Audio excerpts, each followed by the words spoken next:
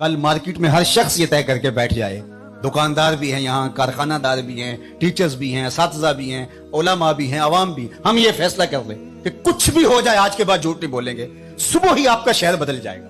انقلاب لانے کے لیے کوئی کہیں سے کوئی فلسفہ لانا پڑے گا جس کو پھر عملی طور پہ تنفیذ کے لیے اس کے لیے کوئی سیمینار کرنے پڑیں گے۔ حضور نے فرمایا کہ جھوٹ نہیں بولنا، یہ طے کر لیں تمہارا معاشرہ تبدیل ہو جائے گا۔